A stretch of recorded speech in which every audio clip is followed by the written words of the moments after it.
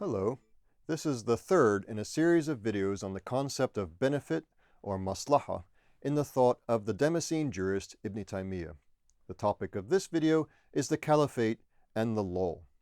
According to many scholars writing in European languages, Ibn Taymiyya did not think it was obligatory for the Muslim community to have a caliph.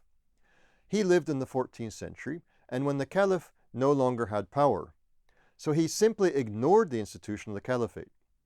We now know that this is not entirely true. In fact, Ibn Taymiyya wrote a short treatise on the caliphate.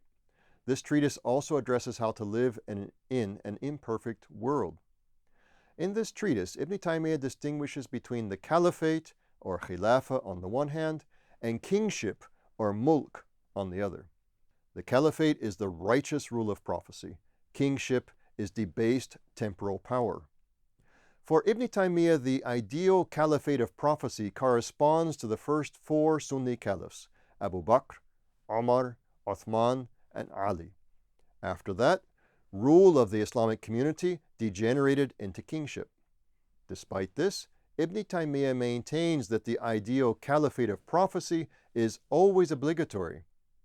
How does Ibn Taymiyya bridge the gap between this obligation and the absence of an ideal caliph in his own time? Ibn Taymiyya answers that kingship is a minor sin that can be tolerated when its benefits outweigh its detriments. It is better to have a king who commits many good deeds with a few bad deeds mixed in than it is to have someone who takes no political responsibility at all. Ibn Taymiyya understands that political responsibility is part of religion. The pure and detached saint is of no benefit when there is governing to be done. Ibn Taymiyya also addresses the more general question, what if any one of us wants to do something good, but that good involves doing something bad along with it? Ibn Taymiyya says this comes in two types. In the first type, the evil deed is a necessary part of the good deed. In this case, Ibn Taymiyya explains, the evil deed is not actually evil. If the benefit of a good deed is greater than the detriment of the so-called evil deed, then the so-called evil deed is not forbidden. An example is when someone eats carrion to survive. Carrion is meat that is not slaughtered according to Islamic rules.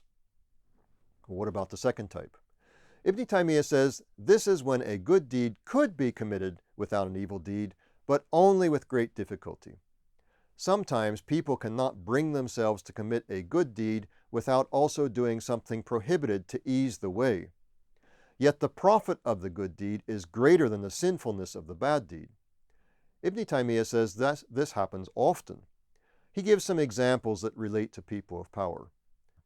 He writes, an example is someone who cannot bring himself to achieve the benefits of administrative authority in commanding the right and prohibiting the wrong, carrying out the prescribed punishments, securing the roads, undertaking jihad against the enemy, and distributing resources without engaging in some prohibited things, like expropriating some of the resources, domineering the people, showing favoritism in distribution, and other such capricious behaviors.